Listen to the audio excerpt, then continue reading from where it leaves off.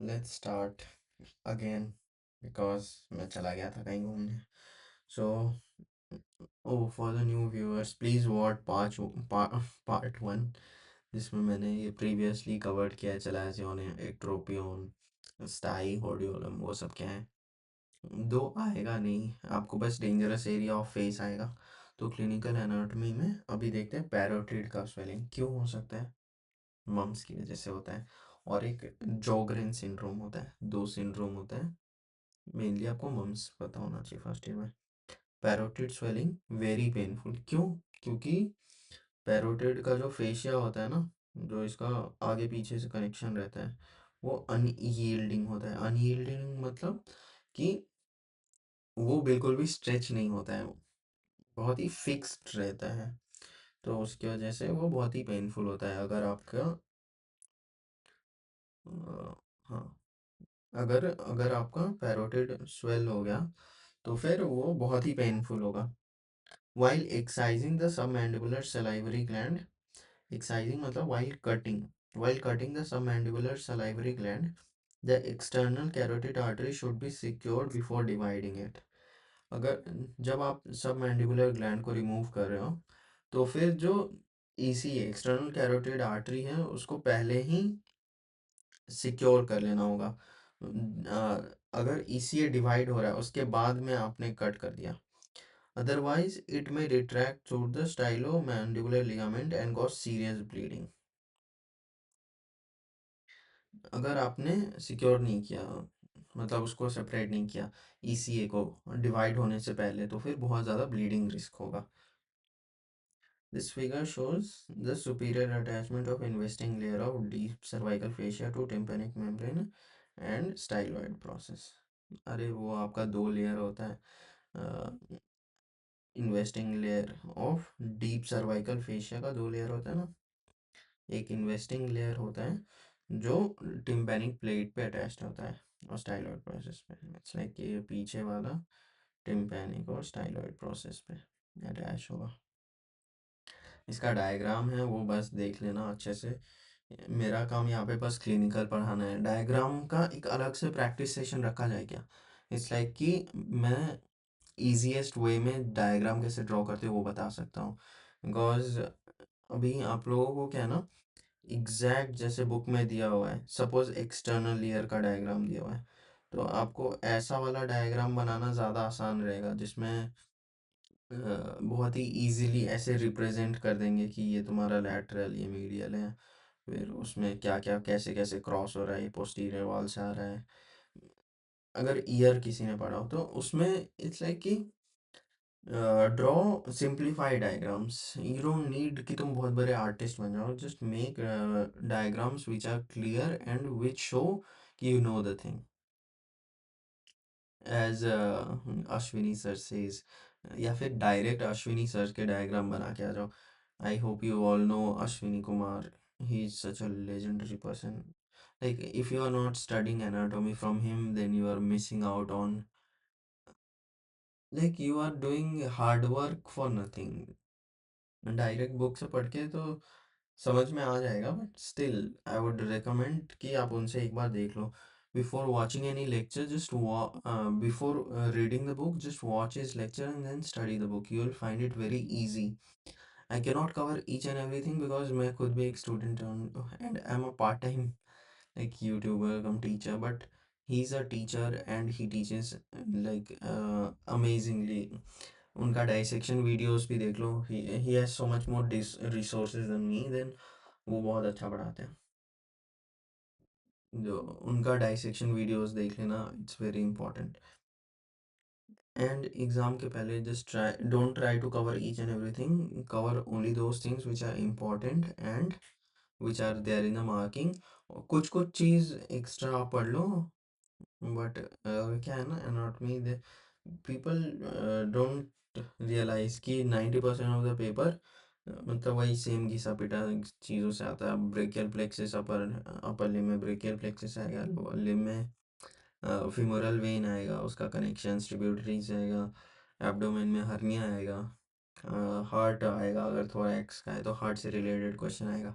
तो you know what, you need to have the core जो भी कॉन्सेप्ट्स होता है ना किसी भी सब्जेक्ट का या फिर किसी भी पार्ट का, बस वो आना चाहिए। जैसे कोरोनरी सर्कुलेशन है, that is way more important than आपका या फिर bronchopulmonary segments are way more important than कोई भी रैंडम सा topic. So let's not get diverted. Division of the external jugular vein in the supraclavicular space may cause air embolism and consequent death.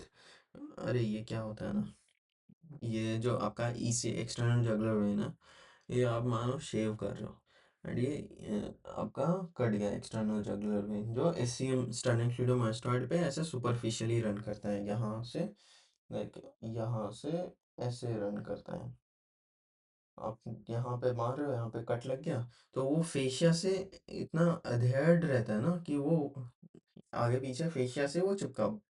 तो अगर cut लगा तो वो उसको writ fascia की वजह से वो वापस बंद नहीं हो सकता, फेशिया उसको पुल करके रखता है। तो फिर उससे एयर इम्बोलिज्म होगा, पल्मोनरी वेन इम्बोलिज्म या आर्टरी जो भी जिसमें भी एयर जाएगा, तो फिर sudden death. Sudden death and shortness of breath का दो ही। अगर आपको शॉर्टनेस ऑफ ब्रेथ, एसओबी, ये स्टैंडर्ड टर्म है, याद कर लो, मेडिसिन में काम आएगा। तो अगर कभी शॉर्टनेस ऑफ ब्रेथ है उसका, दो ही अगर एकदम सडन ऑनसेट है तो दो ही रीज़न हो सकता है, मतलब most important, pulmonary embolism and tension निमोथोरैक्स।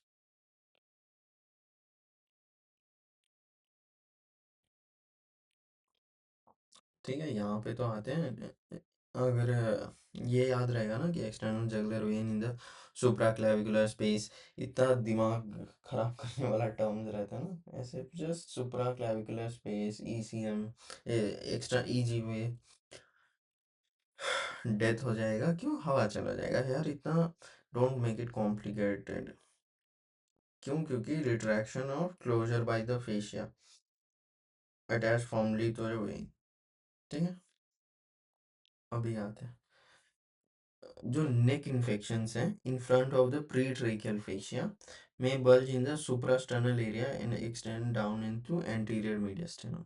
अभी एक ना T4 पे क्रॉस सेक्शन मोस्ट इंपॉर्टेंट है, और C7 पे क्रॉस सेक्शन, ये प्रैक्टिस करके जाना। If you are in AIIMS then at least don't forget to practise these things. Like T4 बहुत इंपॉर्टेंट है, C7, अभी C7 पे वो ट्रेकिया है, ये ऐसा, ये प्री ट्रेकियल लेयर है, तो उसके अगर एंटीरियर में है, front of the pre tracheal layer, trachea है उसके ऊपर कवरिंग है, उसके आगे अगर कोई इन्फेक्शन हो रहा है तो वो किधर जाएगा, एंटीरियर मीडियास्टिनम में जाएगा। बस इतना सा बात लिखा हुआ है। The thyroid gland and all thyroid swelling में मूव विद डेग्लूटिनेशन एंड थायराइड, ये बकवास। देखिए थायराइड, अगर मेरा कोई भी यहाँ पे एंटी मिड लाइन में स्वेलिंग है या इस तरफ स्वेलिंग है, और अगर वो मैं लाइक डिग्लूटेट कर रहा हूँ, अगर मैं थूक को स्वेलो कर रहा हूँ या कोई भी चीज़ को, तो अगर वो मूव हो रहा है स्वेलिंग, तो वो पक्का थायराइड से, थायराइड की वजह से स्वेलिंग है। जब आप, अभी तो समझ में नहीं आ रहा होगा बट यू नो जैसे जैसे you will progress ahead you will notice कि जितना भी स्वेलिंग्स होता है वो mostly lymph node involvement is a very important feature. lymph nodes are not focused, अभी anatomy में in first year we didn't know कि lymph nodes are that much important, but lymph nodes are very very very important. they help you diagnose many lymphomas, TB, बहुत important होता है lymph node, या फिर infection में भी बड़ा हो जाता है। तो यहाँ पे है कि the thyroid gland and all thyroid swellings move with deglutition because the thyroid is attached to cartilage of larynx by suspensory ligament of Berry। क्यों? इसका अटैचमेंट है थायराइड कार्टिलेज का लैरिंग्स के साथ, और वो किसके through? Suspensory ligament of Berry. तो ये इतना इजी। अभी यहाँ आते हैं neck infections behind the prevertebral fascia arise usually from tuberculosis or the cervical vertebra. अभी देखिए जो, हाँ ये बेटर है। ठीक है, let me make my self a little smaller. नहीं भाई, इससे छोटा खुद को नहीं कर सकता।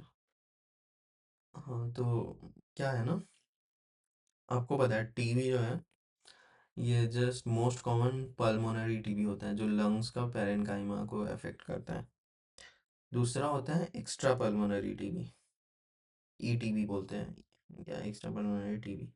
ठीक है, ये मोस्ट कॉमनली लिम्फ नोड को अफेक्ट करता है, बट ये आप टीबी आपका ऑलमोस्ट हर एक ऑर्गन को अफेक्ट कर सकता है, ब्रेन को, वर्टिब्रा को, आपके लिम्फ नोड को। तो इसमें अगर वर्टिब्रा को अफेक्ट कर रहा है तो वो किधर, उसका इन्फेक्शन किधर स्प्रेड होगा। देखिए जैसे आपका जो प्री ट्रेकियल वाला है, जो ट्रेकिया के आगे वाला है इन्फेक्शन, वो एंटीरियर मीडियस्टिनम को जाएगा। और जो प्री वर्टिब्रल फेशिया है, अब जो वर्टिब्रा है उसके आगे भी एक फेशिया होता है, और अगर TB of the cervical vertebra हो रहा है तो वो किधर जाएगा वो बस देखना है। ठीक है, pus produced as a result may extend in various directions. It may pass forward forming a chronic retropharyngeal abscess. अभी वो अगर फॉरवर्ड गया, देखिए इमेजिन ये अगर वर्टिब्रा का लाइन है, यहाँ पे प्री वर्टिब्रल फेशिया है, और वो फॉरवर्ड गया तो वो क्या करेगा, क्रॉनिक रेट्रोफेरिंजियल, इसके देखिए ये यहाँ पे फेरिंग्स है, यहाँ ट्रेकिया है। ठीक है, तो यहाँ पे एब्सिस बनाएगा, रेट्रोफेरिंजियल एब्सिस होगा।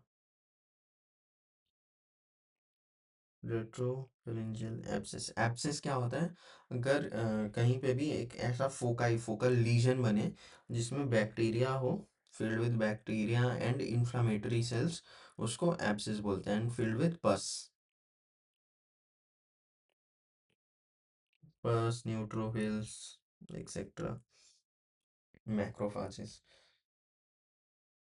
तो मेनली इन्फेक्शन का फोकाई। तो फिर अगर वो आगे की तरफ गया, अगर इन्फेक्शन वर्टिब्रा का आगे की तरफ गया तो फिर वो क्रॉनिक रेट्रोफेरेंजियल एब्सिस बनाएगा। एब्सिस मतलब, तो मैंने बता दिया कि इट्स लाइक कि मान के चलो a ball of bacteria and पस, बॉल ऑफ बैक्टीरिया एंड पस which may form a bulging in the posterior wall of pharynx in the median plane। ठीक है, ये सेल्फ एक्सप्लेनेटरी है।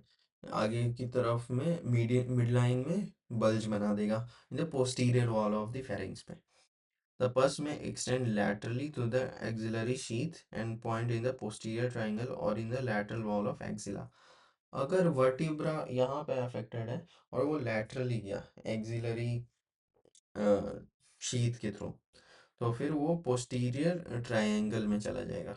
अभी पोस्टीरियर ट्रायंगल में भी लाइक इसम से उसका बॉर्डर है, ये वाले एरिया में चला जाएगा, और फिर वो आर्मपिट्स के तरफ भी जा सकता है। Armpits it's a bad thing to say, it's axilla, तो एक्सिला में भी जा सकता है। It may extend downward in the superior mediastinum where it descends limited by the fusion of prevertebral fascia to the fourth. देखिए ये जो pre vertebral है, वर्टिब्रा के आगे, वो T4 पे जाके मर्ज हो जाता है। तो ये बस सुपीरियर मीडियास्टिनम में जाएगा। ये ये लाइन, ये पैराग्राफ को मैं समराइज करता हूँ। ठीक है, अगर कहीं भी आपका वर्टिब्रा इन्फेक्टेड है तो वो या तो आगे जाएगा, नीचे जाएगा, या लैटरली जाएगा। आगे कैसे जाएगा, आगे आपका पोस्टीरियर वॉल ऑफ फेरिंग्स पे जाएगा। तो जो एब्सिस है वो रेट्रोफेरिंजियल स्पेस में रहेगा। ठीक है, अगर नीचे गया तो सुपीरियर मीडियस्टिनम में जाएगा, बट वो लिमिटेड हो जाएगा। क्यों, क्योंकि वो जो प्री वर्टिब्रल फेशिया है, देखिए वर्टिब्रा है, ये प्री वर्टिब्रल फेशिया है, तो ये जो फेशिया है ये नीचे T4 पे जाके चिपक जा रहा है, तो फिर यहाँ पे इन्फेक्शन कंटेन हो गया नीचे की तरफ, और अगर वो लैटरली या एक्जिला एक्जिला की तरफ जाएगा तो फिर एक्जिला में आपको पॉइंटेड मिलेगा या फिर पोस्टीरियर ट्रायंगल। बस इतना अगर आता है क्वेश्चन तो लिख देना का। Neck infection in front of the prevertebral fascia, वो पीछे था, ये जो भी इन्फेक्शन है वो पीछे है। अभी अगर प्री वर्टिब्रल फेशिया के आगे इन्फेक्शन है तो arises from separation formation of pus in the retropharyngeal lymph nodes। अभी तो फिर वो कहाँ पे आएगा, ये फेरिंग्स है और यहाँ पे मान लो कोई लिम्फ नोड है, तो उसमें कोई एब्सेस बन गया, वो भी मोस्ट कॉमनली टीबी की वजह से ही बनेगा। The pus forms an acute retropharyngeal abscess which bulges forward in the paramedian position due to fusion of buccopharyngeal fascia to the prevertebral fascia in the median plane। ठीक है, medium plane में नहीं होगा। Main इसमें क्या आपको ध्यान रखना है कि अगर प्री वर्टिब्रल फेशिया के पीछे है, मतलब सॉरी पीछे नहीं यार, आगे है, अगर रेट्रोफेरेंजियल स्पेस के आगे है तो फिर वो जो मोस्ट कॉमनली होगा लिम्फ नोड की वजह से, और वो मिड लाइन में नहीं होगा, पैरामीडियन पोजीशन में होगा। क्यों? क्योंकि मिड लाइन में जो बक्कोफेरेंजियल फेशिया है वो प्री वर्टिब्रल फेशिया के साथ मिल जाता है। तो ये वाली चीज़ आपको बस याद रखना है। मैंने जो अंडरलाइन कर दिया कि अगर फ्रंट में है तो फिर वो किस वजह से होगा, लिम्फ नोड की वजह से होगा, और पोजीशन क्या होगा, पैरामीडियन होगा। क्यों? क्योंकि जो बक्कोफेरेंजियल फेशिया है और प्री वर्टिब्रल फेशिया है वो मिड लाइन पे फ्यूज हो जाते हैं। अब आते हैं inferior attachment of investing layer of deep cervical fascia। ठीक है, fascia of the supraclavicular external jugular vein and drain into subclavian। ये ऐसा है, इट्स लाइक कि ये ऐसा ऐसा स्पेस बनाते दो फेशिया, और फिर सब ये जो एक्सटर्नल जगुलर वेन है वो आपका सबक्लेवियन वेन में ड्रेन होता है। एक्सटर्नल जुगुलर वेन, ये सबक्लेवियन वेन, ये रूल ऑफ टूज होता है ना वो डीप सर्वाइकल फेशिया का, वो देख लेना, वो बहुत इंपॉर्टेंट है। वो हर दो दो जगह पे वो हर जगह जाके स्प्लिट हो जा रहा था। Fascia of the supraclavicular space is pierced by external jugular vein and drains into subclavian vein। It's self explanatory कि ये यहाँ से एक्सटर्नल जुगुलर वेन है, और फिर वो फेशिया डीप सर्वाइकल फेशिया का इन्वेस्टिंग लेयर को पियर्स करके एक्सटर्नल जुगुलर सबक्लेवियन वेन में ड्रेन हो रहा है। टॉर्टिकोलिस, टॉर्टिकोलिस क्या होता है, अगर मैं एक साइड मेरा ऐसा है, ऐसा एक साइड में मेरा मसल पैरालिसिस हो जाए सपोज इस साइड, तो मेरा नेक एक तरफ का बहुत ज़्यादा स्ट्रेच हो जाएगा। मेन राई नेक बोलते हैं इसको, राई नेक या torticollis. It is a deformity in which head is bent on one side and chin points towards the other side. Chin other side में, हेड बेंड एक साइड में। It is a result of spasm of the or contracture of the muscle supplied by अगर आपका 11 crane spinal accessory nerve अगर damage हो गया है तो उसकी वजह से क्या होगा कि ये ऐसा आपका गला एक साइड में मुड़ा का मुड़ा रह जाएगा। एंड ये मेनली स्टर्नोक्लीडोमास्टर और ट्रापेजियस का पैरालिसिस होता है। ये कॉन्जेनाइटल भी हो सकता है, मतलब जन्मजात भी होता है। Although there are many varieties of torticollis depending upon the cause, the most common is rheumatic torticollis due to exposure to cold or drought, और एक है reflex torticollis due to inflamed or separating cervical lymph node that irritate। अगर देखिए आपका अगर cervical lymphadenopathy हो गया है, सपोज आपको कोई लिम्फोमा हो गया, हॉजकिन लिम्फोमा हो गया है, नॉन हॉजकिन कोई लिम्फोमा मतलब लिम्फ नोड का कैंसर, तो वो क्या करेगा, जो क्रेनियल नर्व 11 है उसको इरिटेट करेगा, बड़ा हो गया उसको कंप्रेस करेगा, तो फिर वो जिस मसल को सप्लाई कर रहा है वो यही है क्रेनियल नर्व 11, किसको, ट्रापीजियस को और एससीएम को, स्टर्नोक्लीडोमास्टॉइड को। ठीक है, ये दोनों स्टर्नोक्लीडोमास्टॉइड गया तो फिर आपका नेक एक साइड में बेंड हो जाएगा। बस यही है, एंड इट्स इम्पोर्टेंट क्लिनिकल, इस पे कभी पूछ सकते कुछ, it's important. And these are the things you should know. अभी होता है कॉन्जेनाइटल टॉर्टिकोलिस भी हो सकता है due to birth injury, wryneck, shortening of the muscle fibres due to intravascular clotting of vein within the muscle it वही कि अगर इंट्रामस्कुलर एक मसल होता है ना, उसके अंदर छोटा छोटा छोटा छोटा वेन्यूल्स होता है या और वेन्स होता है, अगर वो वेन्स क्लॉट हो जाए ड्यूरिंग चाइल्ड बर्थ, क्या होता है ना, बच्चे को कई बार टालना पड़ता है, तो अगर उस टाइम पे वो ट्रॉमा हो जाए तो फिर इंट्रावास्कुलर कोआगुलेशन हो जाएगा, जिससे इंट्रावास्कुलर कोआगुलेशन से वो मसल शॉर्टन हो जाएगा, कॉन्ट्रैक्चर हो जाएगा, उसको राइनेक बोलते हैं। अब आते हैं the right external jugular vein is examine to assess the venous pressure, JVP measure करते हैं, जुगुलर वीनस प्रेशर। या आपने फिजियो में पढ़ा होगा A C V, A wave, C wave, V wave, ये सब क्यों होता है? ए एट्रियल फिलिंग की वजह से होता है, ये वी वीनस रिटर्न की वजह से होता है, सी क्यों होता है याद नहीं मुझे। तो ठीक है, you just need to know ये सारी चीज़ें। द राइट, अब जेवीपी मेजर क्यों करते हैं, बहुत इंपॉर्टेंट है।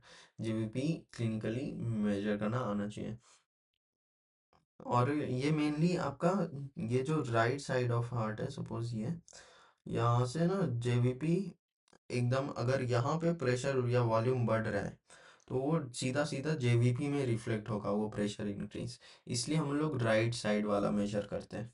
ये क्वेश्चन आता है कि वाई राइट साइड ऑफ ये यूज़ करते हैं, और external jugular when he use क्यों करते हैं। The right atrial pressure is reflected in it because there are no valves in the entire course of this vein and it is straight। यही मैं बोलने जा रहा था कि क्यों यूज़ करते हैं, क्योंकि इसका पाथवे पूरा सीधा सीधा है और इसमें कोई valves नहीं है।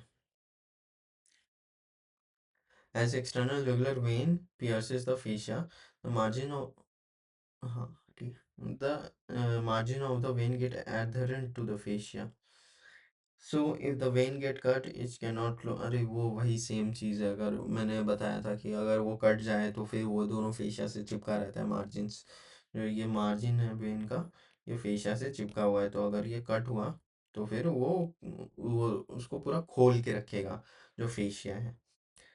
Air sucked in due to negative intrathoracic pressure that causes air embolism, deep fascia has to be cut। To prevent this, deep fascia has to be cut। अब आते हैं, the most common swelling in the posterior triangle is due to enlargement of supraclavicular lymph node. ठीक है, अब supraclavicular lymph node कब enlarge होता है, Virchow's node क्यों इनलार्ज होता है, स्टोमक कैंसर या टेस्टिस का कैंसर, टेस्टिस नोड।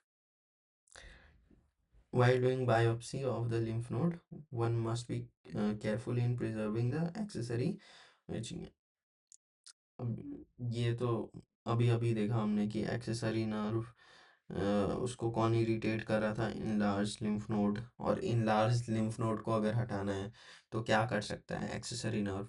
तो these are the things that you should correlate, ऐसे you don't need to mug them, it's so easy. अगर लिम्फ नोड बढ़ रहा है तो 11 जाएगा, अगर लिम्फ नोड हटाना है तो 11 को ध्यान में रखना होगा, so simple.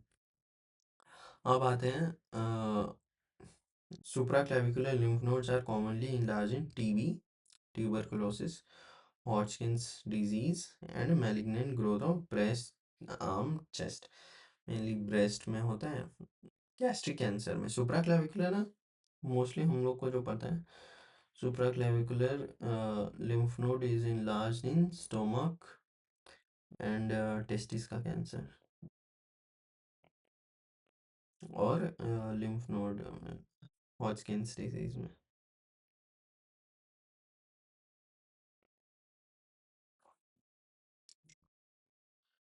Block dissection of the neck for malignant diseases is, अरे हाँ, ब्लॉक डाइसेक्शन क्या होता है, मतलब अगर मान लीजिए किसी को टंग का कार्सिनोमा है, सी ए, टंग, मोस्ट कॉमन होता है स्क्वामस सेल कार्सिनोमा। एससीसी। तो वो क्या होता है ना, ये लिम्फ नोड का ड्रेनेज पूरा नेक में जाता है। ये टिप्स से अलग होता है इधर उधर का, ये anterior two third, posterior one third का अलग अलग जगह पे होता है। तो वो जहाँ भी जिस लिम्फ नोड को सप्लाई करेगा, ठीक है, जहाँ भी जिस लिम्फ नोड को सप्लाई करेगा, वो उसमें भी वो टीबी या कैंसर कैंसर का सेल्स मेटास्टेसाइज कर जाएगा। तो वो लिम्फ नोड भी ये हो गया, अफेक्टेड हो गया। तो हम लोग को वो भी हटाना होता है। तो अगर ये टंग के साथ साथ सर्वाइकल लिम्फ नोड्स, सर्वाइकल मतलब गले का लिम्फ नोड को भी हटाए, तो उसको बोलते हैं ब्लॉक डिसेक्शन। ठीक है, अभी क्या बता रहे हैं इसमें कि block dissection of the neck for malignant diseases is the removal of cervical lymph node along with other structures involved in the growth. This process does not endanger those nerves in the posterior triangle which lie deep to the prevertebral fascia. Prevertebral fascia के भी it's like कि अगर जो vertebra के आगे fascia है उसके भी अंदर में रहे पोस्टीरियर ट्रायंगल में, तो उनको कोई हार्म नहीं होगा। That is brachial and cervical plexus and their muscular branches. तो brachial and cervical plexus those lie deep to the prevertebral fascia. Main anatomy में ये इंपॉर्टेंट है। A cervical rib may compress the second part of the अरे ये subclavian steal syndrome कहाँ गया, नहीं दिया है, ठीक है। A cervical rib may compress second part of the subclavian artery। Blood supply हाथ में नहीं जाएगा, और वो एनास्टोमोसिस ऑफ द स्कैपुला के थ्रू जाएगा। और उससे क्या होता है, पेशेंट को पैरेस्थीसिया, हाथ में कमजोरी महसूस होगा, वो बताएगा कि हाथ काम नहीं कर रहे हैं, और एक्सक्यूज मी, और पैरेस्थीसिया होगा, abnormal sensations। Dysphagia caused dysphagia caused by the compression of the esophagus by abnormal subclavian artery is called dysphagia lusoria। अब जो सबक्लेवियन आर्टरी है वो इसोफेगस को कंप्रेस कर देगा, तो उसको बोलते हैं डिस्फेजिया लुसोरिया। अभी elective arterial surgery of the common carotid is done in aneurysms. Aneurysm क्या होता है, जैसे अगर मान लीजिए कुछ पार्ट आपका आर्टरी का निकल जाए, उसको एन्यूरिज्म बोलते हैं। ब्रेन में आपको बेरी एन्यूरिज्म देखने को मिलता है, एट्रियोवेनस फिस्टुला और arteriosclerotic occlusions। It is better to exposure the common carotid artery in its upper part, expose the CCA in its upper part where it is superficial while ligating the artery। Care should be taken not to ligate the vagus or the sympathetic। अभी common carotid artery को ऊपर वाले part में हम लोग tie करते हैं, cut करते हैं, कुछ भी करते हैं। क्यों? क्योंकि वो सुपरफिशियल होता है, और ध्यान रखना होता है कि इसके साथ आप वेगास को भी ना लेपेट दो जब टाई कर रहे हो तो। Second part of the subclavian artery में गेट कॉम्प्रेस्ड बाय स्क्लेनस एंटीरियर। ये सबक्लेवियन कितना कॉम्प्लिकेटेड है, देखो ये सबक्लेवियन इसोफेगस को अगर परेशान करें, कॉम्प्रेस कर दें, तो डिस्फेजिया लुसोरिया होगा। डिस्फेजिया लुसोरिया। अगर खुद कंप्रेस हो जाए स्क्लेनस एंटीरियर जो ऊपर से आ रहा है, resulting in decreased blood supply if the muscle is divided, the effects are abolished। क्या सिंपल बात लिखते हैं कि अगर मसल हटा दोगे तो इफेक्ट चला जाएगा, बहुत ही कॉमन सेंस वाला बात लिख दिया। Second part of the subclavian artery may get pressed by the scalenus anterior resulting in decrease। देखो फर्स्ट स्ट्रिप का जो रिलेशन है ना, ये बहुत इंपॉर्टेंट है। ये है आपका स्क्लेनस एंटीरियर, ये इसको दबा सकता है सबक्लेवियन आर्टरी को। ये सबक्लेवियन आर्टरी है, ये फिर यहाँ पे इसोफेगस को दबा सकता है। तो ये लोग अपना मस्त दबाने का कार्यक्रम कर रहे हैं। ठीक है, अभी आते हैं कि anterior of the midline में what are the common causes of swelling in the midline of the neck. भी मोस्ट कॉमन क्या है, थायराइड ही होगा। In large submental lymph node and lingual dermoid in the submental region. Submental lymph nodes, ये वाले जो lymph node है, ये टिप ऑफ द टंग से सबमेंटल लिम्फ नोड में ड्रेन होता है। तो ये भी इलाज हो सकता है कैंसर ऑफ द टंग में। या and sublingual dermoid in the submental region. Dermoid मतलब कोई सिस्ट अगर बन जाए सबलिंगुअल मतलब जीभ के नीचे, तो वो सबमेंटल रीजन में आपको दिखेगा यहाँ पे शिस्ट। थायरोग्लॉसल cyst and inflated subhyoid bursa just below the hyoid bone। थायरोग्लॉसल cyst भी हो सकता है, बरसा हो सकता है। बरसा मतलब कुशन जो होता है बोन के नीचे। गॉइटर, ऐसा कौन सा बोन है जिसका कोई अटैचमेंट नहीं है? Hyoid bone, it has no attachments. Like muscle का अटैचमेंट है, अदर आर्टिकुलेशन नहीं है किसी और बोन के साथ। Goiter, carcinoma of the larynx and enlarged lymph node in the suprasternal region। Tracheostomy क्या होता है? ट्रैकिया में सीधा सीधा पाइप डाल देते हैं इमरजेंसी कंडीशंस में। ट्रैकियोस्टोमी ट्यूब ऐसा सबसे डाल देंगे कहाँ? थायराइड के नीचे डालते हैं। In which the trachea is open and a tube is inserted to facilitate breathing. एकदम इमरजेंसी में करते हैं और करना भी नहीं होता है। इट्स लाइक कि अगर पेशेंट मरने वाला है तभी करेंगे, उससे जस्ट पहले। अगर नॉर्मली किसी को ट्रेकियोस्टोमी कर देंगे, वो यहाँ पे बड़ा सा होल लेके घूमेगा पूरी life. It is commonly done in the retrothyroid region after retracting the isthmus of the thyroid. Thyroid के पीछे करते हैं रेट्रोथायरॉयड।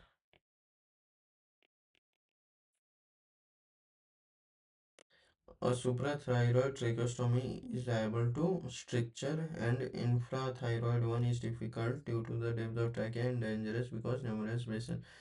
अच्छा, नीचे में करेंगे तो बहुत सारे ब्लड वेसल्स हैं, यहाँ पे ब्लड वेसल्स हैं। ऊपर में करेंगे तो वहाँ पे स्ट्रिक्चर फट सकता है।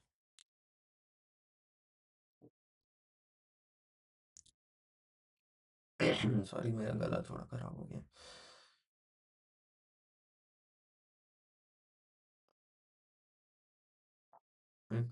Cut throat wounds are commonly situated just above or just below the hyoid bone। The main vessels of the neck usually escape because they are pushed backwards to a deeper plane during voluntary extension of the neck। Extension करेंगे जो main blood vessels हैं वो काफ़ी पीछे चले जाएंगे। Skin parallel to natural, मतलब अगर कहीं भी कट दे रहे हो ना हम लोग स्किन में, तो स्किन के नीचे में ना अरेंजमेंट होता है कोलेजन का, और उसी ओरिएंटेशन में अगर हम लोग कट दे तो फिर वो बहुत अच्छे से हील होता है। और कोई भी स्कार फॉर्म जो होता है वो बहुत पतला सा थिन लाइन होता है। बट अगर आपने मान लो सपोज लैंगहेंस लाइन ये है फेस पे, ठीक है, ऐसा फेस है उस पे लैंगहेंस लाइन ये है, आपने इसी ऐसा इंसिजन दिया, वो कहाँ गया? हाँ, ऐसे अगर ये नॉर्मल लैंगहेंस लाइन्स है और आपने इंसिजन ऐसा दिया तो ये हील हो जाएगा। आपने अगर ऐसा इंसिजन दे दिया तो बहुत गेपिंग भी होगा। गेपिंग मतलब वो जो वुंड है वो ऐसा खुल भी जाएगा और फिर हील भी नहीं होगा जल्दी अच्छे से। अब आते हैं Ludwig angina is the cellulitis of the floor of the mouth. Cellulitis मतलब क्या होता है? ब्लू या पेल हो जाता है, सबक्यूटेनियस, ब्लू पेल सबक्यूटेनियस इन्फ्लामेशन। मतलब सेलुलाइटिस आपको अगर देखना है तो एक बार गूगल कर ही लेता हूँ। सेल्यूलाइटिस,